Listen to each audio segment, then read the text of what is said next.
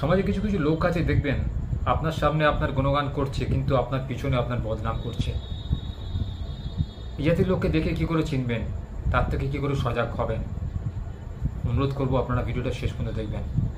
আমি আজকে সব বলে দেবো, আপনারা বুঝতে পারবেন সে বিশেষ লোকটি কে, আপনার জীবনে কেন সে এসছে, কী তার উদ্দেশ্য। এই ধরনের লোক দেখবেন এরা সুখের পায়রা হয়, অর্থাৎ যে বাড়িতে অর্থ থাকে, যে বাড়িতে সব লোকেরা ভালো ভালো চাকরি করে, ব্যবসা করে, যে বাড়িতে অর্থ বইছে, অর্থাৎ মা লক্ষ্মীর স্থান রয়েছে, তাদের বাড়ির প্রত্যেকে শরীর স্বাস্থ্য ভালো, প্রত্যেকে ভালো ভালো চাকরি করে, ভালো ব্যবসা করে, বড়লোক, প্রত্যেকে গাড়ি রয়েছে, এরকম বাড়িতে দেখবেন কিছু এমন লোকের উদয় হয়, তারা হঠাৎ করে অচেনা লোক হয়ে পরিচয় দিয়ে একদম বাড়ির সংসারে পর্যন্ত ঢুকে যায়। সেই সংসারে কে কী করে না করে খুব জানতে তাদের ইচ্ছা করে, অথচ যখন তার ব্যাপারে লোকে কেউ জানতে চায় তখন কিন্তু সে বিরক্ত হয়, ঠিক কাকের স্বভাবের মতো। এরকম কাকের স্বভাবের মতো লোকেদের একদমই জীবনে প্রশ্রয় দেবেন না। কাক দেখবেন সবসময় কাকা করে, অপরের মাংস খেতে চায়, কিন্তু কাকের মাংস যখন কেউ খেতে চায় তখন কিন্তু কাক কাকা করে। এটা হচ্ছে কাকের বৈশিষ্ট্য।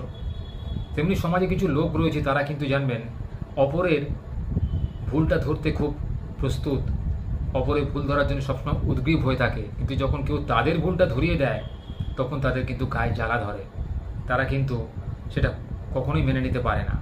তাদেরকে কেউ ভুল ধরিয়ে দিল, এতদিন তারা লোকের ভুল ধরছিল।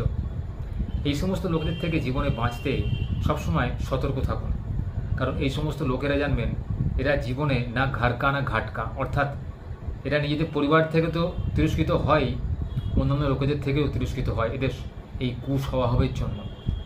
যে মানুষ সবসময় অন্য মানুষকে সন্দেহ চোখে দেখে, হিংসা করে, তার উন্নতিতে ভালো চোখে দেখে না, সবসময় তার ক্ষতি চায় এবং নিজের ভালো চায়, সেই সমস্ত লোকেদের আপনার জীবনে প্রবেশ করতে দেবেন না। এতে হতে পারে আপনাকে সারা জীবন হয়তো একা কাটাতে হতে পারে, হয়তো আপনার সঙ্গে থেকে কোনো বন্ধু চলে যেতে পারে, মানে বন্ধুরূপী শত্রু চলে যেতে পারে, যে যাকে আপনি বন্ধু বলে ভাবছিলেন কিন্তু আদতে সে শত্রু, তাতে কুছ পরোয়া নেই। জীবনে একা এসেছিলেন, একাই পৃথিবীতে কাটিয়ে দেবেন। রঙ্গমঞ্চ থেকে কিছুতেই অব্যাহত নেবেন না যতক্ষণ না সেখানে পর্দা পড়ে যায়। শেষ পর্যন্ত অপেক্ষা করুন, দেখুন না ভগবান আপনার জন্য কি রেখেছে। বাঁচতে গেলে কিন্তু এগুলো আপনাকে করতেই হবে, কারণ প্রত্যেকের জীবনে এই ধরনের লোকে কিন্তু আবির্ভাব হয়েই থাকে। তাই প্রত্যেকের জীবন থেকে যাতে এই কুলোক দূরীভূত হতে পারে, তার জন্য আমার আজকে অনুরোধ, এই সমস্ত লোকেদের থেকে একদম নিজেকে দূরে রাখুন। দেখবেন